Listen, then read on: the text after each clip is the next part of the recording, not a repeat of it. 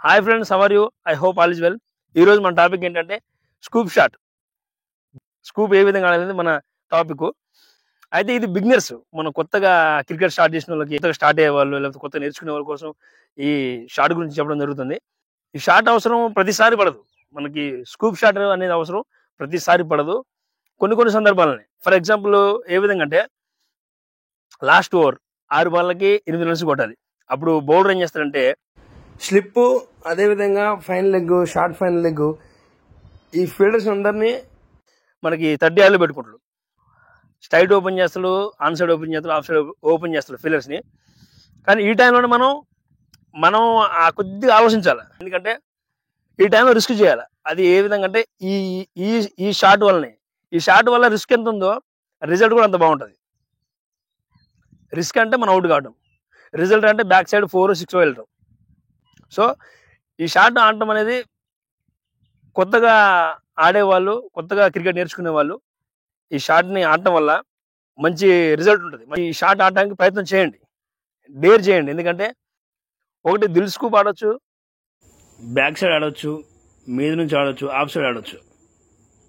Scoop ఆడే విషయంలో ఒక 2-3 రకాలుగా ఉన్నాయి. కానీ దిల్ స్కూప్ అనేది, దిల్షాన్ కొట్టిన షాట్ అనేది కొద్దిగా రిస్క్తో కూడుకున్న పని.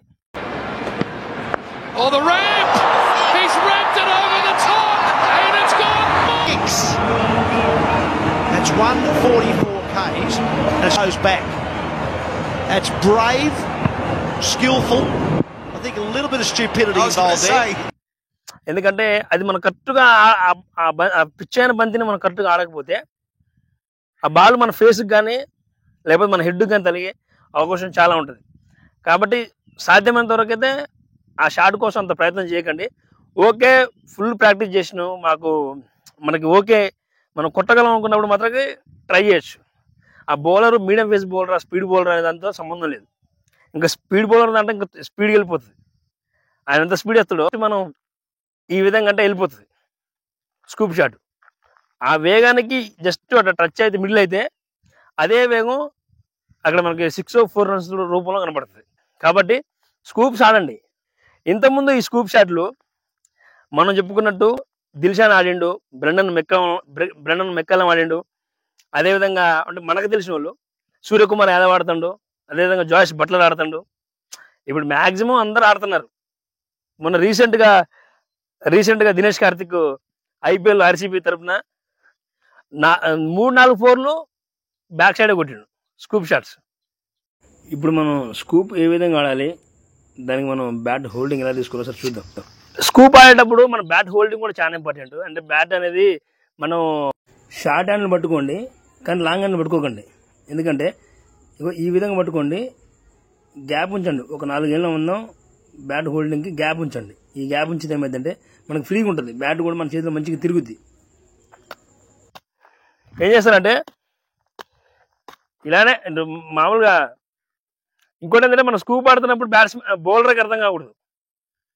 ముందే బాల్ రిలీజ్ చేయకముందే మనం ఇలా గద పట్టుకొని ఎట్టుంటే అర్థమైంది కదా.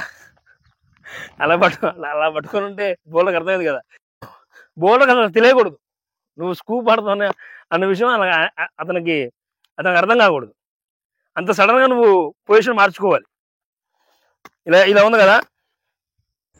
మనం బ్యాట్ని ట్యాప్ చేసి లిఫ్ట్ చేసిన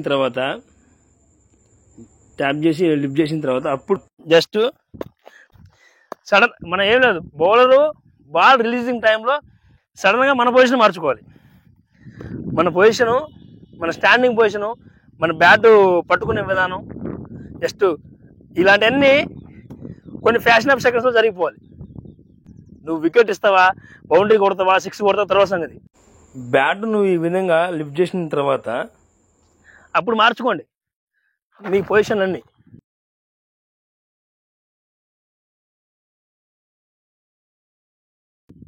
ఈ విధంగా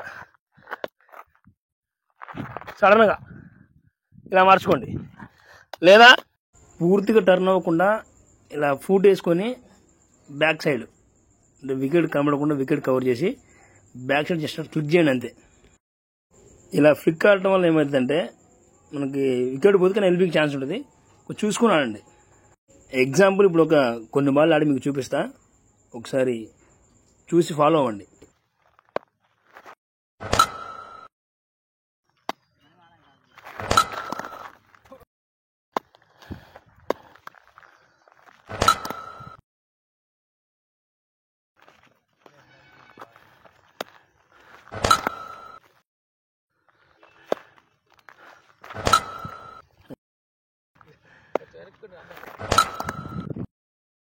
నువ్వు ఏ విధంగా ఆడినా కానీ బౌలర్ ఒకటే చెప్పే కదా, బౌలర్కి అయితే మనం స్కూప్ ఆడుతున్న విషయం అయితే అర్థం కాకూడదు.